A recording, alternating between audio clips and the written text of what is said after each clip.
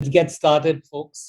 Good afternoon, everyone, and welcome to this webinar on customer journey mapping.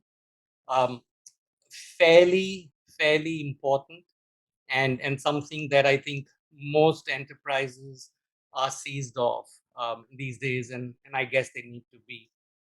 And the reason is, if we really look at the progression of economic value, um, organizations started by extracting commodities, then they went on to make goods and then to deliver services.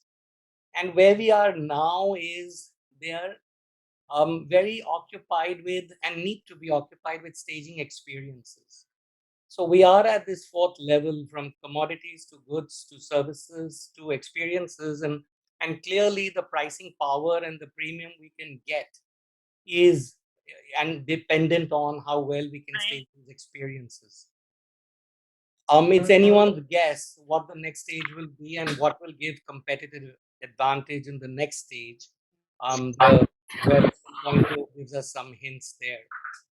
So I'm very happy to have an expert like Harshit today amongst us.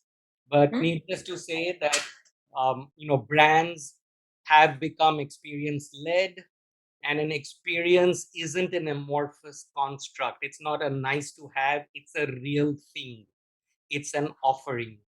And for a brand to be experience led and to deliver experiences which are real things, I guess they need to understand the behaviors, thoughts, emotions, feelings, and needs of their customers across all the touch points of the customer's journey with the brand. So I guess that's really the backdrop with which we are approaching this. Okay, so very quick introduction to Harshit, but before that, welcome from QAI, Qglue.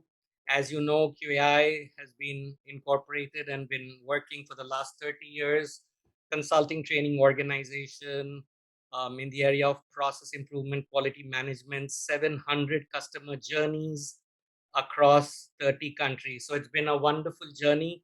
And of late, the conversations with our customers move towards design and innovation, and that was the motivation for Qglue. And we go from productivity and i.e. process and quality management to design and innovation. And so that's been very exciting. Next. Um, in summary, we help accelerate innovation and deliver outcomes, look at the people and talent transformation, help accelerate business innovation, and do process and service design. Next. Um, Great customers, lots of learnings from them, lots of engagement with them. Um, Taking the legacy of the last 30 years as QAI into Qglue and engaging with some of the biggest brands. So that's been, again, a very wholesome journey for us. Next. Which brings me to the webinar today, and I'm really delighted to welcome Harshit, who's a design and innovation coach with Qglue, and comes with some very rich and wholesome and relevant experience. And as you can read on the page, um, from Leo Burnett to being a director of digital transformation at KPMG to head of customer experience at Aditya Birla. And what's very interesting, and I would say Harshit would vouch for that, is his experience at the Stanford Design School, where he was as early as 2011. And so long before design thinking and all this became a big rage, Harshit was working, learning, and engaging with some of the biggest thought leaders at Stanford. So with that, I think I'd like to hand this over to Harshit to take it from here. If you have questions, please raise your hand or post the questions in the chat, better still in the chat. Um, I'll get out of the way. Harshit will take the questions as and when he finds it appropriate. Over to you, Harshit, and welcome once again, everyone. Hey, thanks, Nabyu. Again, it's always a pleasure to kind of meet folks from industry who always are eager to learn something new. And like you rightly pointed out, right, if you look at the larger position of customer journey mapping is so very crucial for almost all organizations. And if you even look at the bunch of folks who have gathered here today, um, the kind of companies you guys come from, I'm sure all of you are doing cutting edge work, but you still feel the need of uh, pushing the envelope a little bit with the larger customer agenda. And I'm happy that we are here together.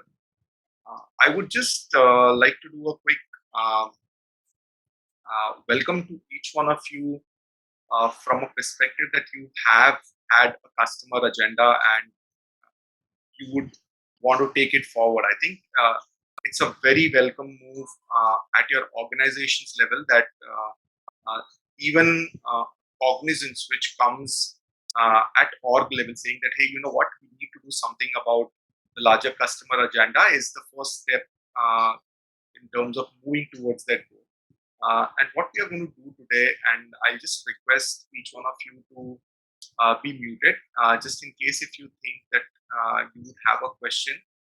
I would really appreciate if you can post it in the chat box, and I'll quickly find out time during the session to jump onto any of these questions and get them answered.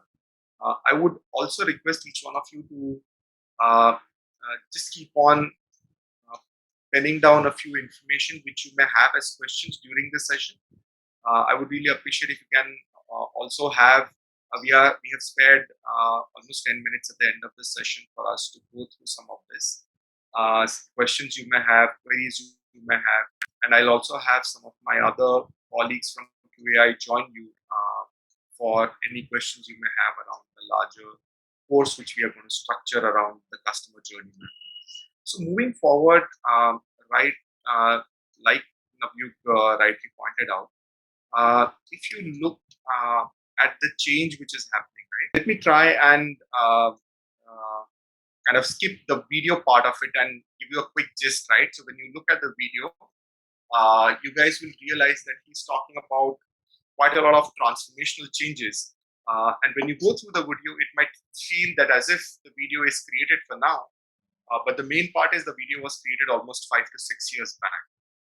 Almost all the things which you would see uh, the the futurist digital guy talking about, Gerard, he would talk about things which are happening right now, and all of us are experiencing some of this.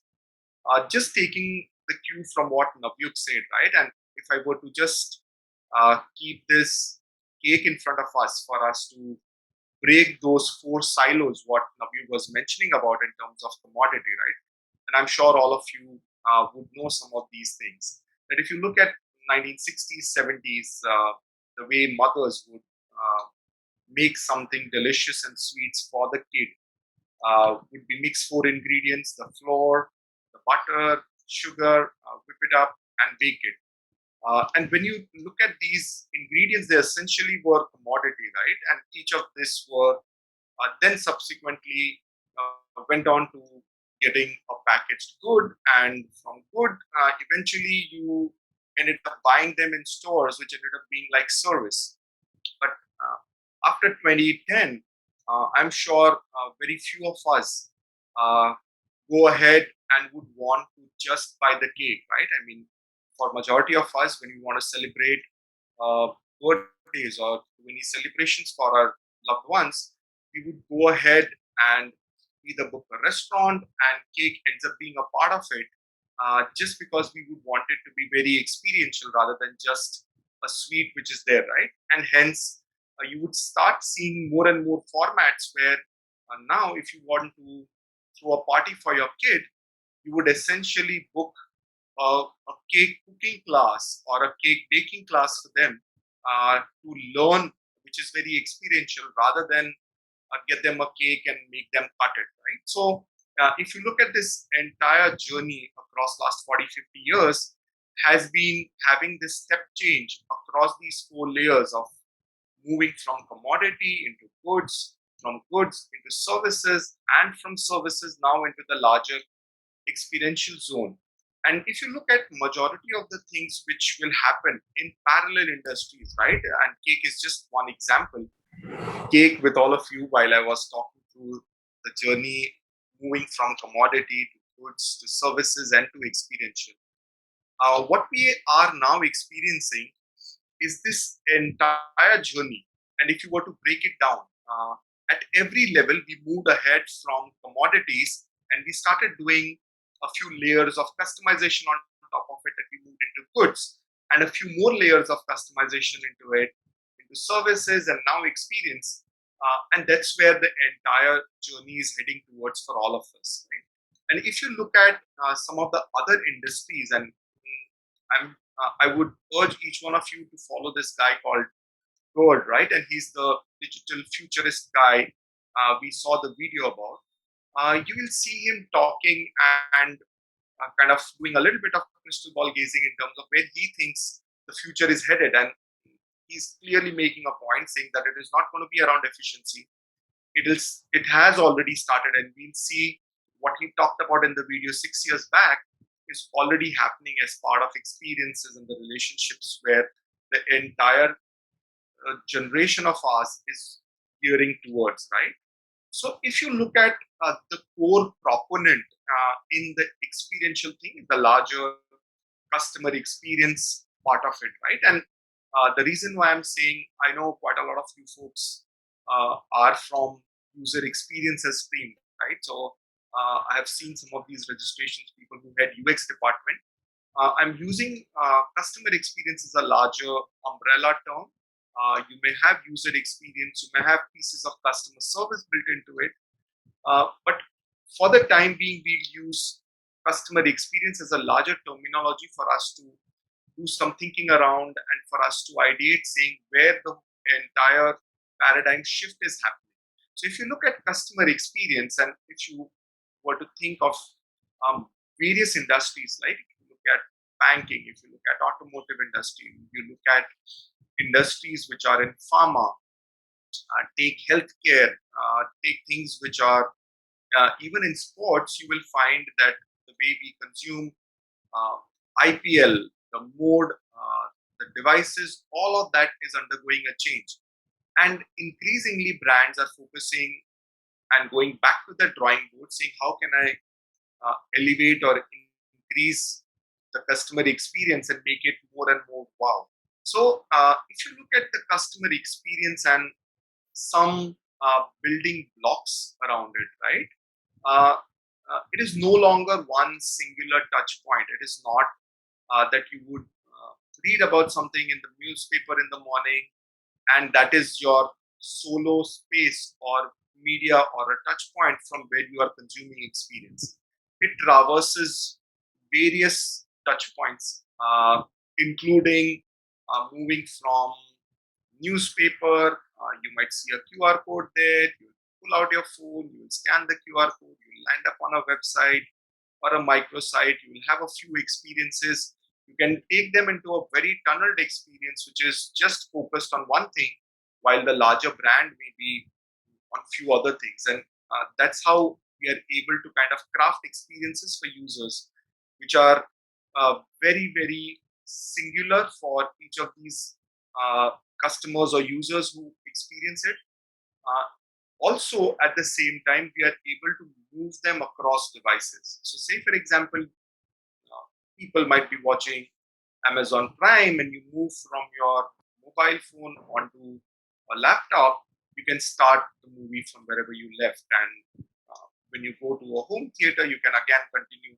So, your entire experience of having or experiencing a brand can traverse different devices, and that's where we are seeing the entire focus for large brands is moving towards. So if you look at the sweet spot, right, and if you were to consider some of these things from a larger business and a brand standpoint, the customer experience earlier, which used to be siloed between the customer and employee for large offline brands, if I may say so, right, used to be only smaller interactions which would happen in the B2C context.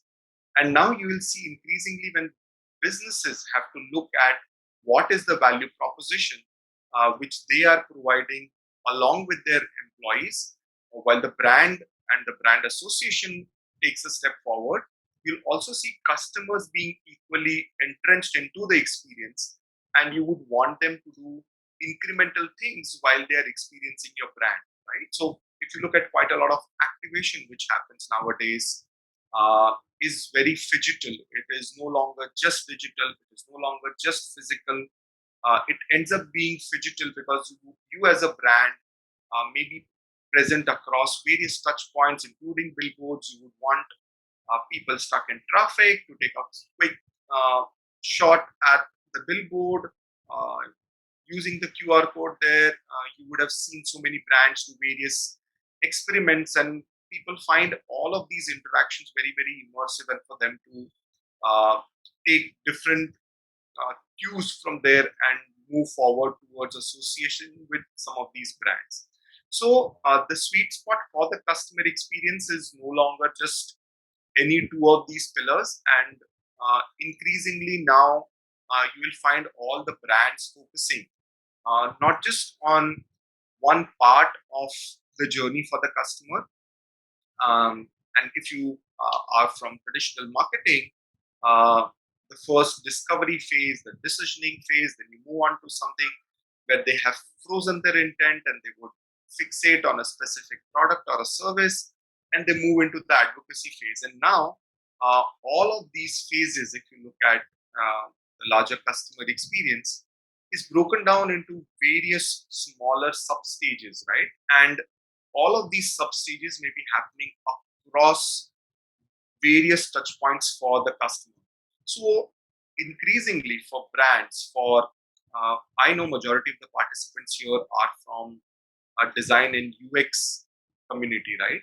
So if you look at some of these experience, and when you have to look at a siloed, a singular touch point, right, it becomes very difficult to understand that what's the backdrop from where the customer has come onto my specific page.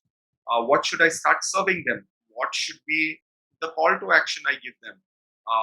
Should I give them just an audio visual? Should I start them with giving my brand proposition? Should I give a product proposition? And all of those various things are in a big commotion, if I can say, when we start crafting some of these experiences. And hence, if you look at the entire journey of the customer, unless and until you are able to map the customer well, and you know which journey they have taken, it is almost impossible for you to craft a journey which some of these customers would fall for or will love, right? And it's the reason why you will see increasingly people, uh, even in large organizations, emphasizing on who the customer is and what they do. So if you look at the larger customer experience definition, right, and I have listed down three of them, and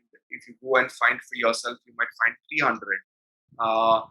Within different organizations, customer experience is now given prime importance, and the way different services and goods companies give the focus on customer experience is very, very varied. So if you look at companies which are pretty much ahead on the curve in terms of how they deal with customers, they would have different verticals carved out even within the larger customer experience space, right? So you will have people who do customer research, you will have organizations who have large teams for customer service, and you will have a different team for CRM.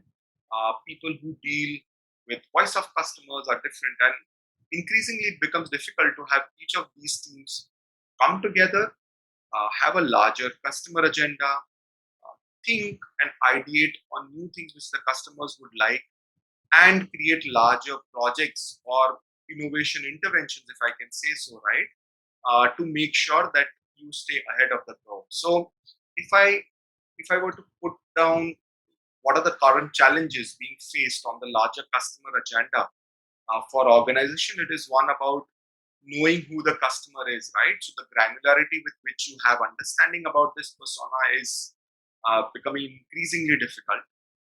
The second is where they are coming from, right? So you may know some past history around from where they would have come, but the larger context of how they have come, what's their mental model when they have arrived on your page, what's the intent, all of those things are pretty fuzzy right now. So the second piece is where their entry is in the larger journey for them. And the third thing is around all of these internal teams within large organizations collaborating and trying to find a solve for the customer agenda, which is up in front of us, right? So if I have this three mix of customer, the journey or the touch point, and the third thing being the different teams, uh, quite a lot of organizations nowadays are facing this challenge of doing the jugglery with these three balls around customer, the journey points, and the teams which are working, right? And is the reason why increasingly you will see that all these organizations uh, find that the customer agenda has become super imperative. Because if you look at these three silos, you will find that all your peers as brands are trying to kind of go there and do something innovative. And along with that, you will have internal pressures to keep on innovating. And hence, if you look at all the innovations which keep on happening for the customer, they will happen with the customer in the center. So if I look at this paradigm shift which is happening, a majority of the large brands you will see will be innovating or co-creating with their customers rather than being siloed, sitting out of their glass cubicles and thinking of new things, right? Because some of us as customer advocates, right, we'll find it difficult to keep on stepping into customer shoes and stepping out saying that, hey, let me keep my customer hat aside and wear my business hat, and then again in another 15 minutes swap that hat. And is the reason why nowadays you will see large brands involving their real customers into the innovation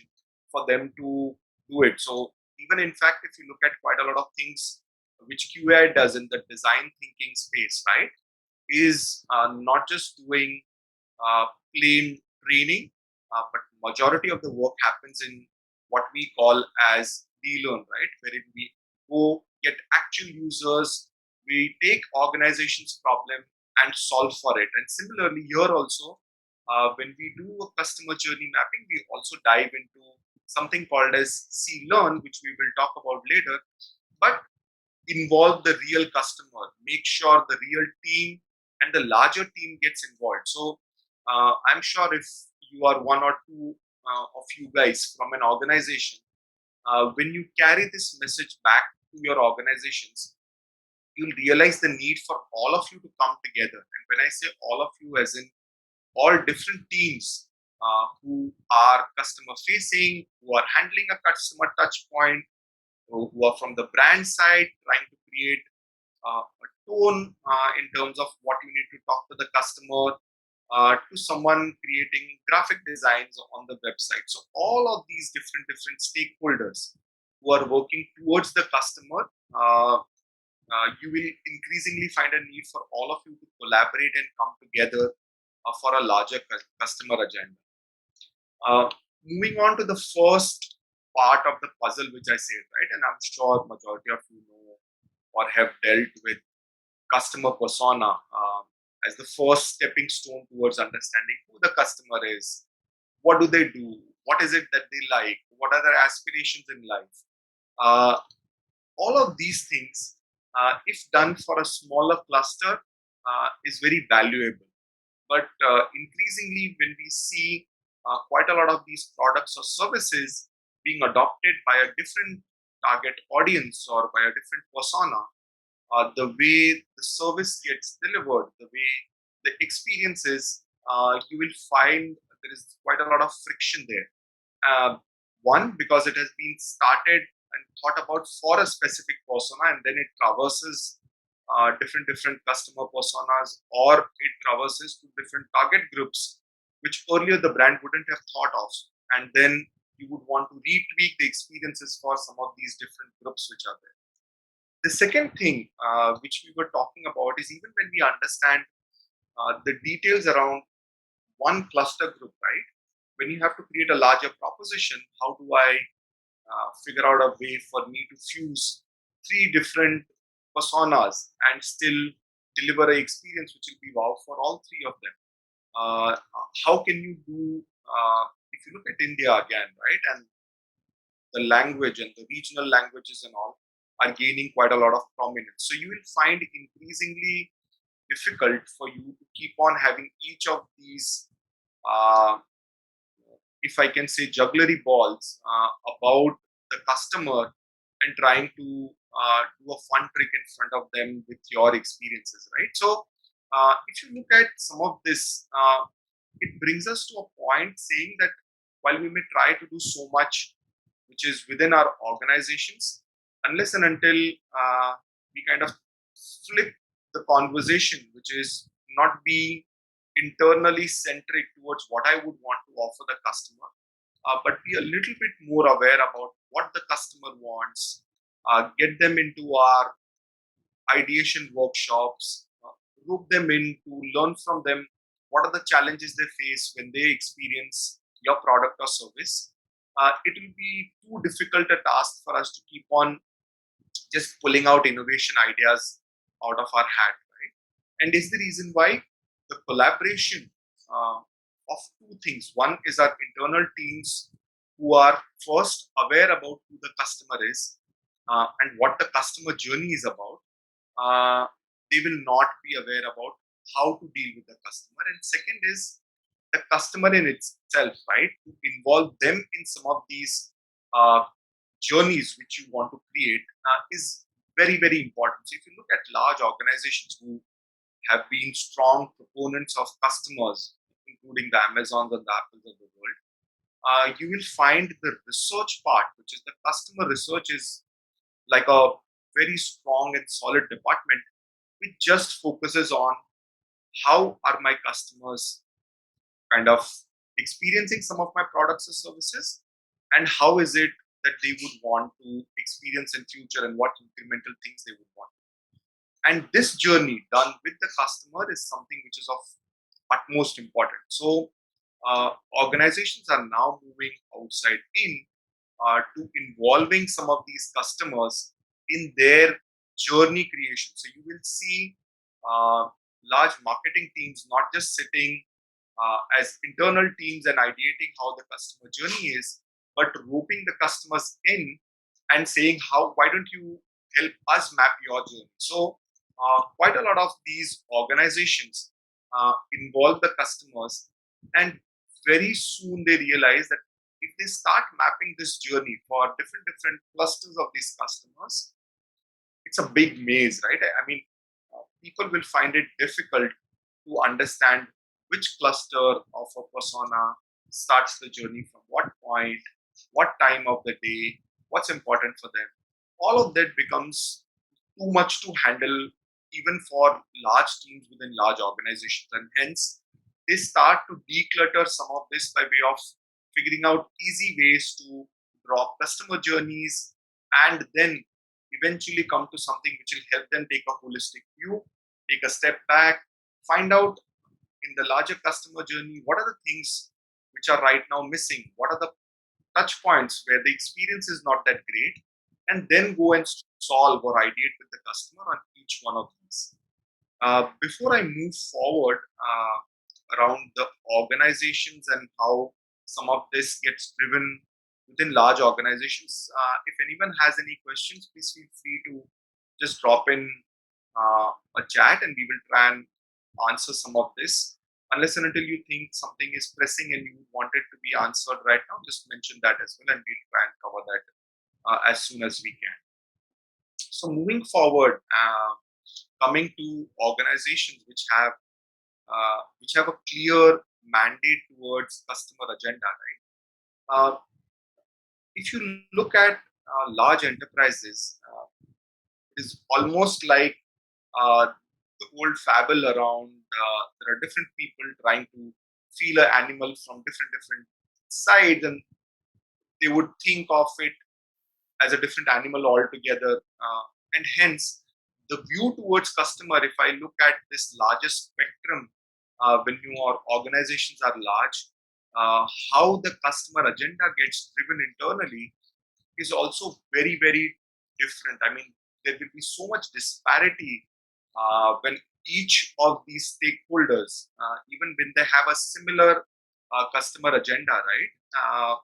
Their view towards or their approach towards moving that agenda forward, or the steps which they take or initiate to uh, move it forward would be very different. And hence, when we involve large organizations in customer journey mapping, we make sure quite a lot of these stakeholders all step in and we facilitate some of these workshops. So while majority of you have expressed interest at an individual level, we would be more than happy to collaborate, converse with you to find out if there can be something which can be crafted out for your organization's specific needs as well when we do innovations with customers around customer journey maps. Uh, Moving on, I thought when I saw this metric, and I can share the details around where the source is from. Uh, I found this metric very interesting, and this again is more than a couple of years old. So I'm sure some of these numbers would have gone up in a large quantity. Uh, if you look at the right side of the diagram, right, and you will see that even when you are at the cutting edge of things, right, and doing the best you can for your customers, you will find that you can have a one up. But the most interesting part about this diagram is that even when you are just okay or you are good enough, there is a very high possibility that you might slide into the minus 2x part of it, right? So as soon as your customers start experiencing your uh, okay state, they will soon slide into a state where they will find the experience which you are dishing out to them very mediocre, and then it becomes very difficult as a journey to move or elevate their experience from being 2 down to +1. And I think that is the slide all of us are, even in large organizations, skeptical or fearful of, right? Saying that, can I continue to be at the cutting edge, or is there a way for me to move forward and kind of up my game by elevating experiences? So, when you are in a journey like this and you are at this sweet spot that you have still not slided downwards, I think it is about time for all of us to take a step back, involve customers rather than ideate just at our end in terms of what's the best way to move it forward, and then take the next steps around innovations, around customer focused activities. Uh, what I thought I would also do is, just because we do majority of these sessions which we do when we do customer journey mapping are very immersive and experiential, right? Because the way the team dynamics come into play is very important, because in large organizations you'll have different people playing different roles, and unless and until they are geared up towards uh, coming for a larger agenda, you will always find it tricky to manage within different teams. So when we do workshops for large organizations and big teams and people who are wanting to make a difference, you'll always see that collaboration, or the way in which we get people together and they start mapping the journey, and people start actually creating some of these with sticky notes. You will find examples where people end up playing the role of the customer to say that, hey, you know what, if I were a customer, these are my frustration points, this is how I would feel. And we make majority of our participants be the torch bearers for the customer agenda rather than just looking at it from the business side. So for majority of you, when a shift like this has to happen, the penny needs to drop, and it becomes difficult for you to keep on changing these hats.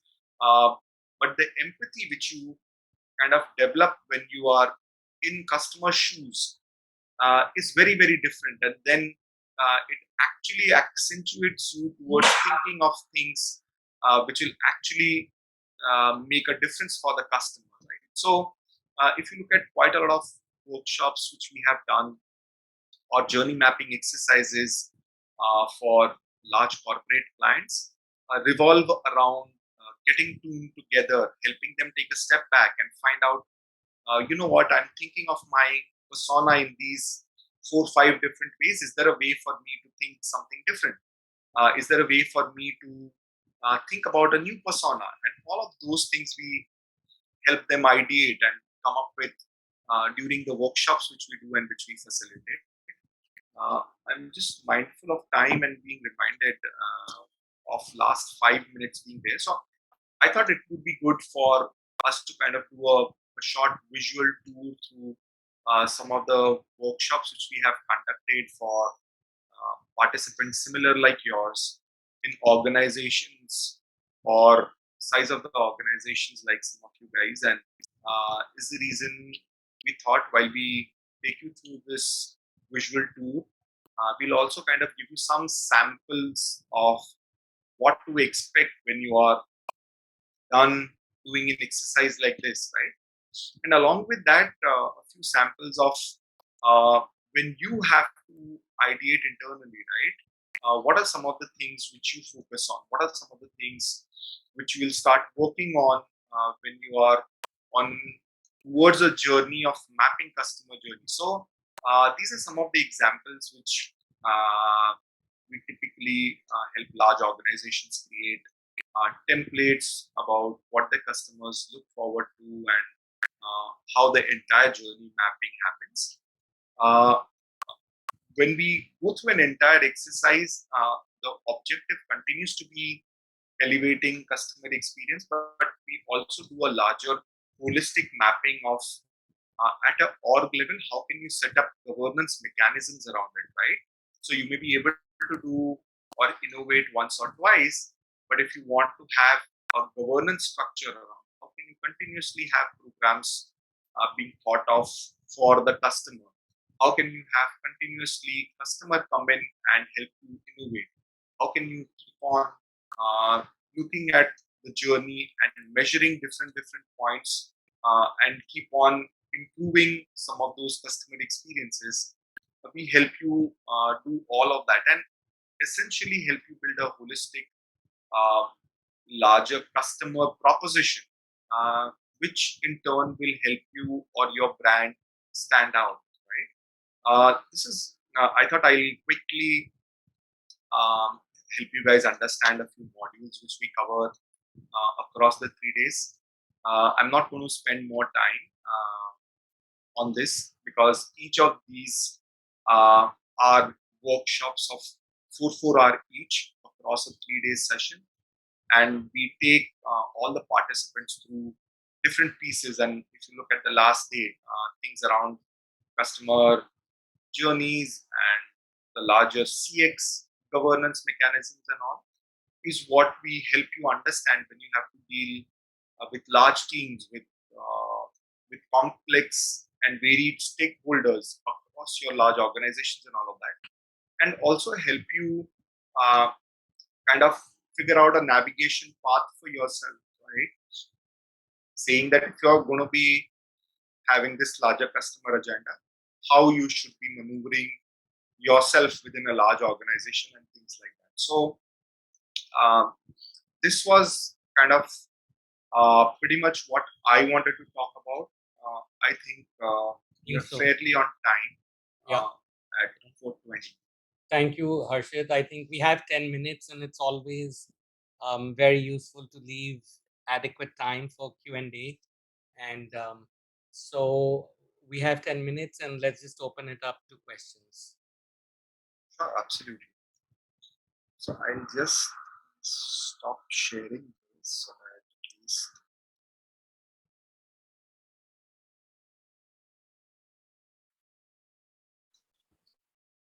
So,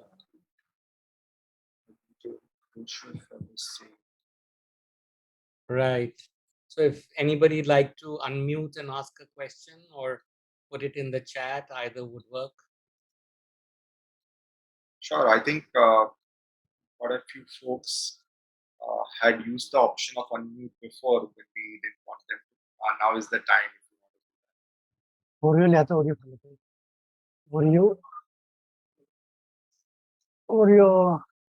Tara, I think you have unmuted, but Sorry. no problem. So, do we have anyone having questions around this?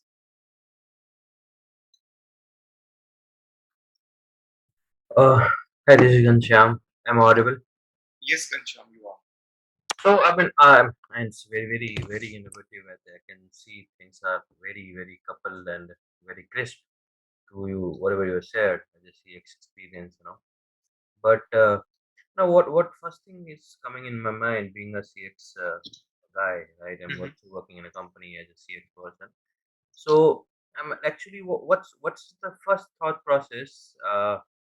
Behind these mappings for the customer, because whenever you are going to a company and see there is a problem, right, because there is a challenge for uh, for particular product or something services where the customer is feeling not interacting much because of the experience.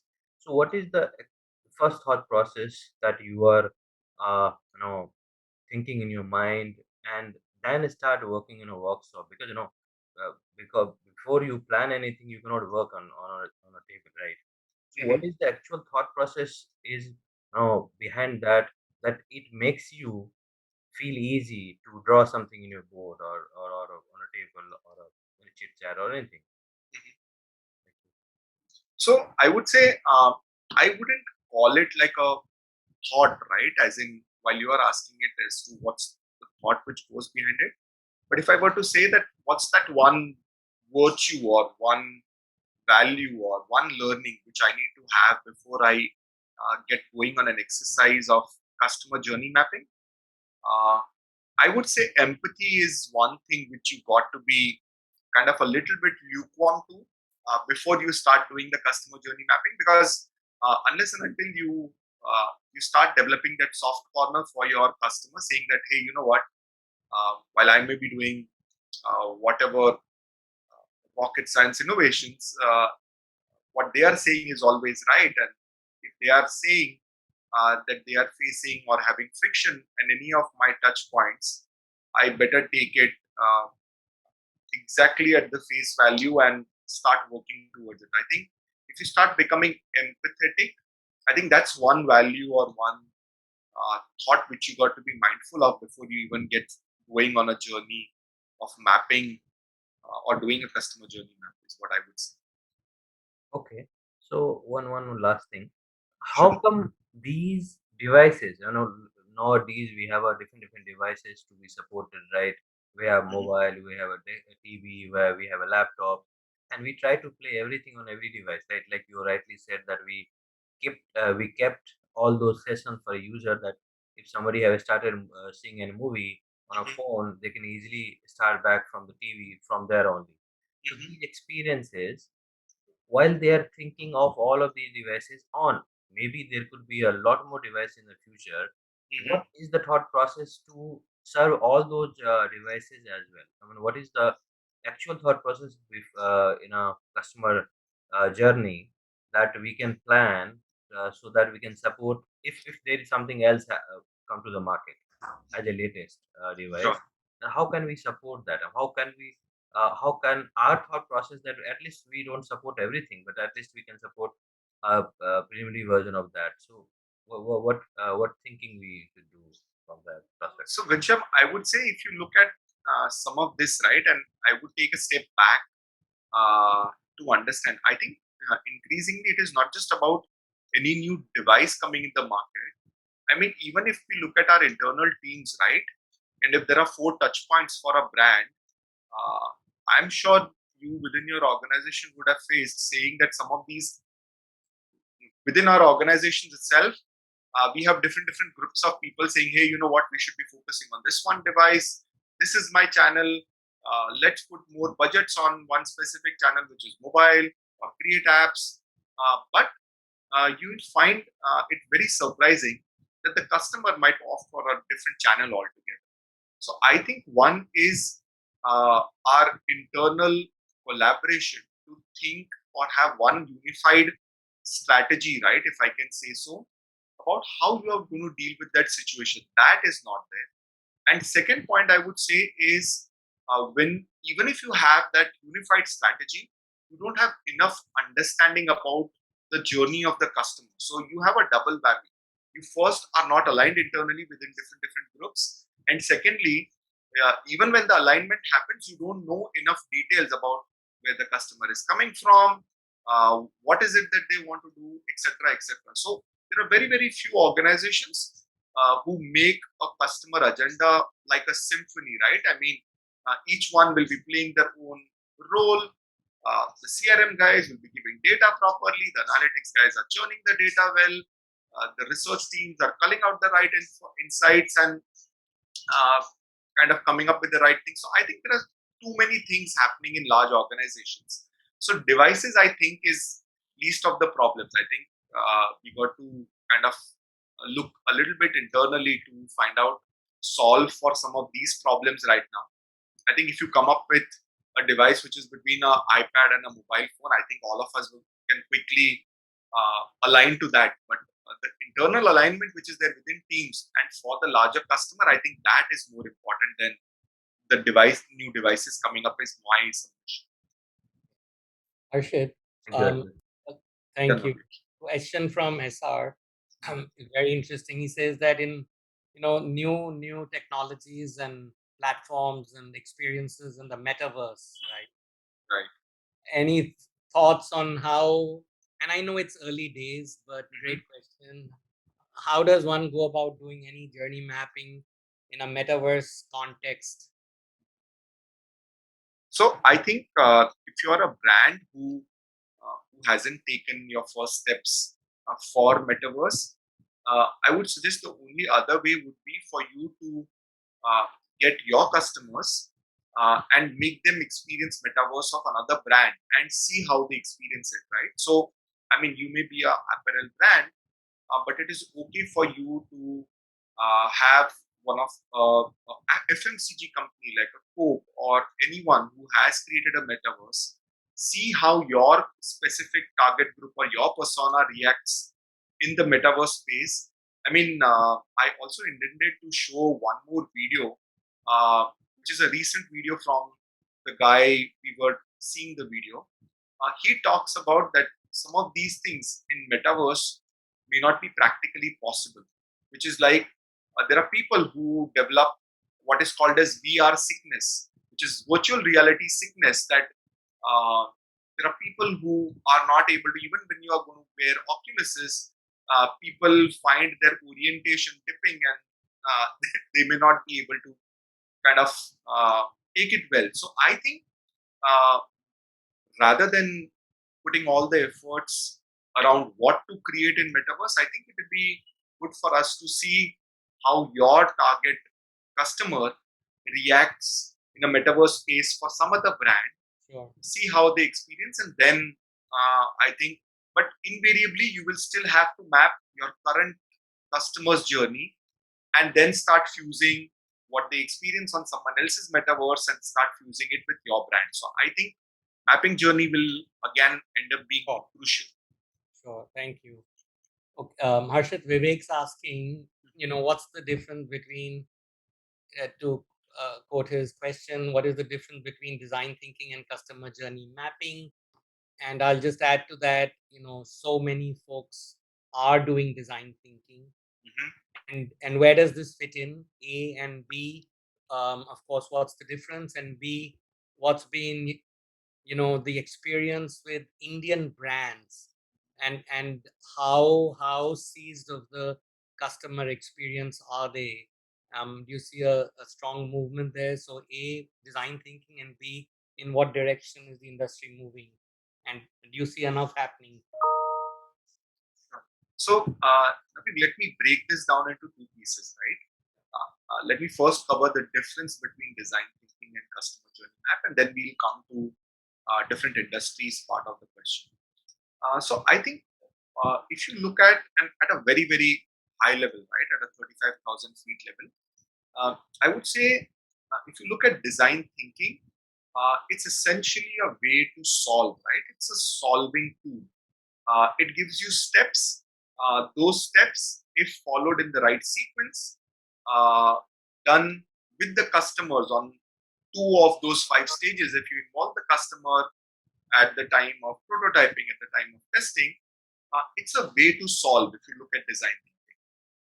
What customer journey mapping does is it flips the whole thing around. So if you look at involving the customer in the entire design thinking process, customer journey map makes the customer the core of it and say, you know what, even before I get started onto design thinking, or there are organizations who have had maturity in design thinking, who have been practicing design thinking, they say that, you know what, now I need to go to one level deeper to understand who the customer is, and for me to slice and dice the journey from where the customer is coming, and then implement design thinking for me to come up with new solutions, with innovative ideas, etc., etc. So one is a way to solve.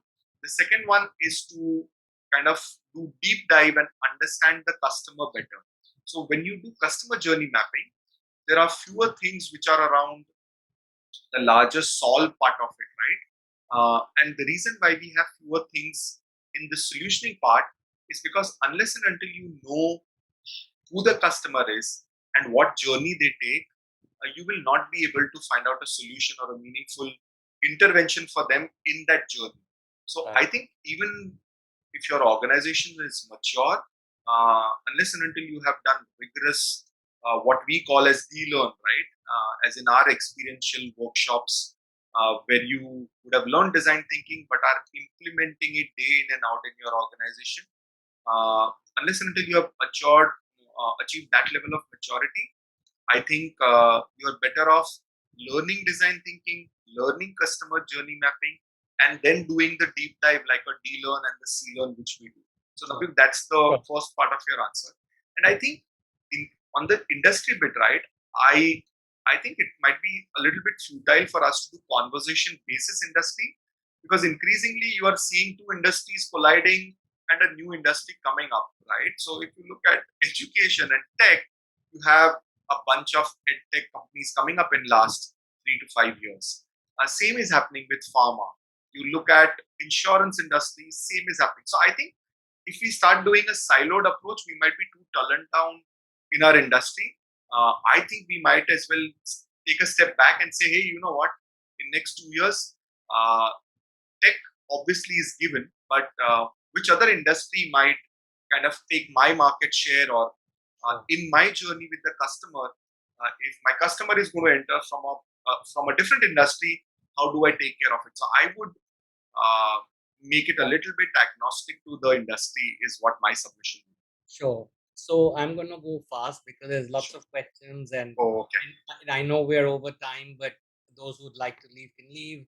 We have a great offer. We'll email it to you. Those who are staying back, we'll flash it now. But let's just do a few more questions. Sure. Just segueing from what you were saying. And Naveen, just before you ask the question, for people who may want to interact, I'm sure you guys would have already done registration. I'll have Kumar reach out to you with a link for you to share your information, and we'll pass on the coordinates for you to do a one-on-one with us to ask any more questions if you want to do it at a later point in time. Yes. Sure, That- Naveen. Yes, absolutely. Thanks for reminding me. Please feel free to write in, and we'd love to, and be happy to spend some time and go deeper.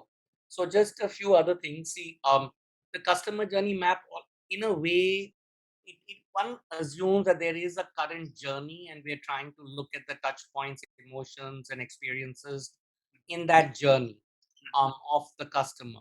Sure. What if can I use this to come up with an absolutely brand new journey? And so I'm not mapping a current journey. I'd like to maybe come up with a completely different journey. Your quick thoughts. So, two things here, right? Say, for example, unless and until you are coming up with a new product or service altogether, Same which product, service. doesn't exist in the market, right? Then you might as well want to do it, which is like a clean slate, and you start mapping the journey. But even when you start mapping that journey, right?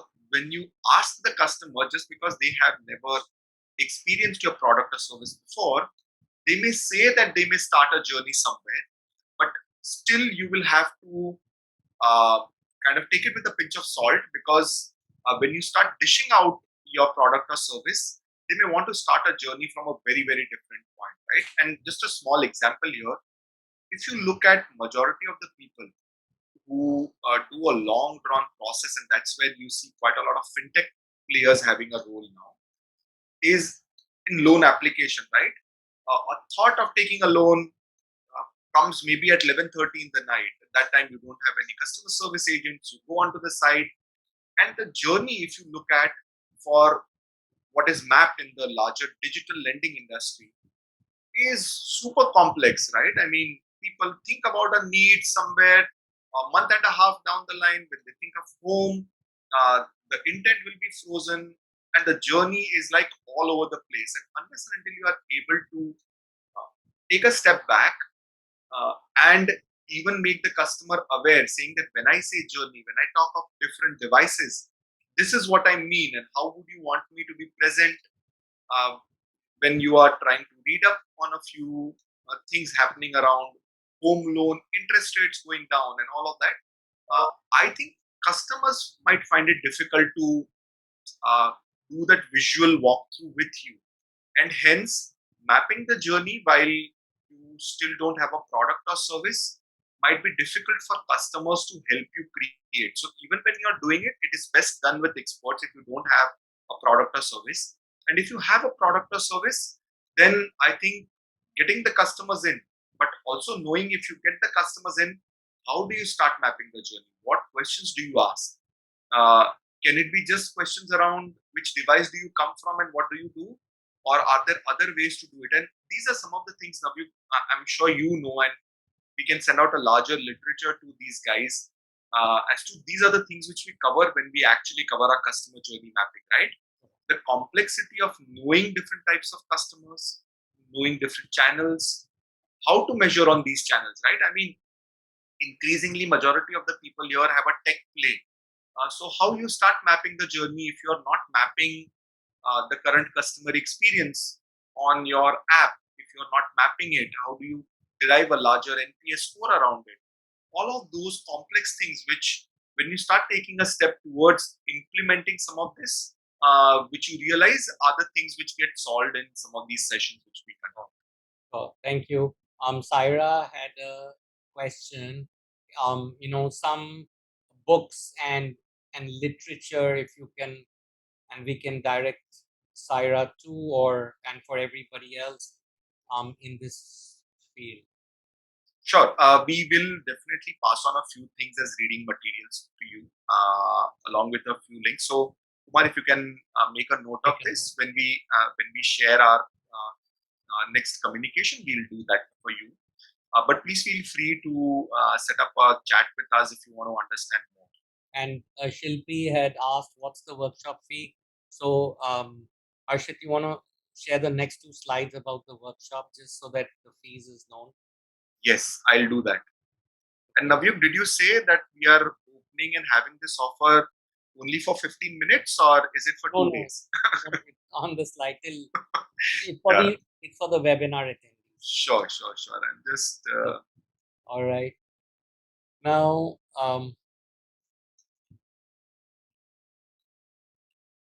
Are you guys able to see my screen? we're seeing your screen, but it's still the Q&A slide. Okay. So this is information for everyone, and we'll continue with the questions. And Harshit, I think what's important also to point out is, I guess the customers this is also equally very relevant to internal customer journeys. Absolutely. So good, Naveen, I'm happy you brought that point up about large organizations which are in the B2B context, right? I mean, and to be honest, the situation becomes very, very difficult internally to first understand who the internal customer is, who the external customer is. Should I do journey mapping for internal customer or external customer? And uh, just to make a point, right? Some of the photographs which you saw in the visual tour which we did was for a B2B context. Here, the problem has a very different version of it, if I can say so, right? Because even when you want, even when you have internal customers, or if you are in a B2B scenario, right? How do you give importance to internal customers? To what extent do you segregate each of these stakeholders, so to say, right?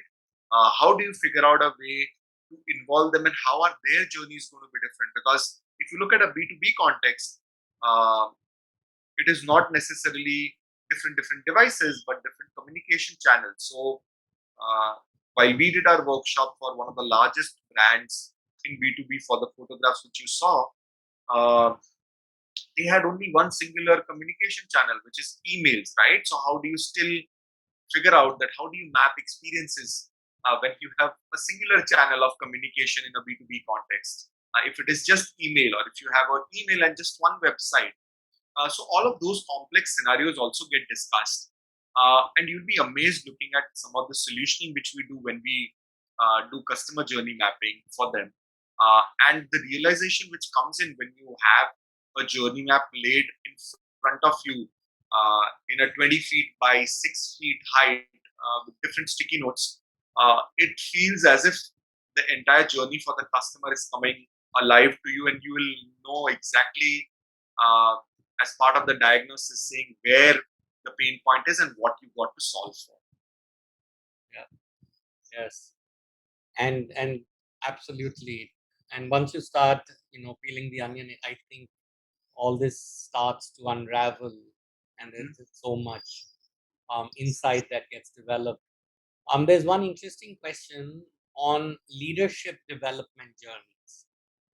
I'm not sure we've done something on leadership development journeys, but Harshit, if we have any thoughts on leadership development journey, from this is from Prabhu. So, not that we have done anything here, but I remember during my KPMG days, what we used to do was we would essentially do what we used to call as a leadership deep dive, right? And here, if I look at the B2B context, right, to the earlier point you were making, all these smaller clusters of different leaders from different departments or verticals, if I can say so, right? There'll be a big baggage in terms of what they think the end customer journey is. And if they are one of the internal stakeholders or internal customer, what you think as to their journey is, and when you start mapping it, what their journey ends up being, are poles apart, right?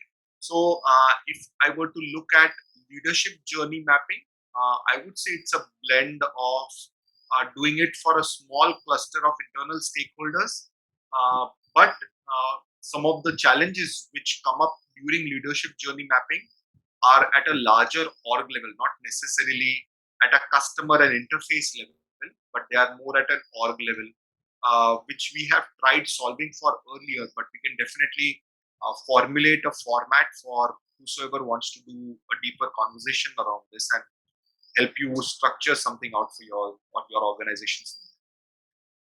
All right. Okay. I think we've covered most of it, and we have to thank a lot of you. I mean, who are still on, and we are 15 minutes above time, and so clearly, this engagement is wonderful. Um, there is this link that Omar has posted. If you'd like to avail this offer, then please fill that in. And while you do that, if anyone has any other question, or if we've missed something out, then we can take a few more moments to do that. And our sincere apologies for the video which didn't play, and we will make sure that our touch point, like you mentioned, right? We'll make sure that our touch point is absolutely frictionless the next time around. And we'll share these two video links with you in the communication which comes your way. So thank you so much for bearing us. And yes, and maybe we should have asked you to send some angry emoticons. Yes. Absolutely. So we would remember the angry customer with the angry emoticons. But jokes aside, this is the world, and with everything you try, the technology gives way. So yes, we're gonna. I think this is solvable. We'll take care next time. So the link is in your feed. If there is no other questions, I'd like to thank all of you, and thank you also for staying back so late. We'll be in touch. Feel free to get in touch with us.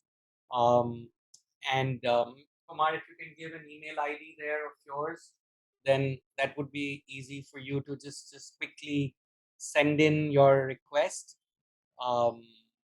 And we'd be happy to engage and even schedule some time for discussions should you want around customer journey mappings as relevant and of interest to your organization. So thank you all very much, and we'd like to bring this to a close. Thank you, Harshit, for a sharp session, and look forward to engaging with you and talking to you again. Thank you.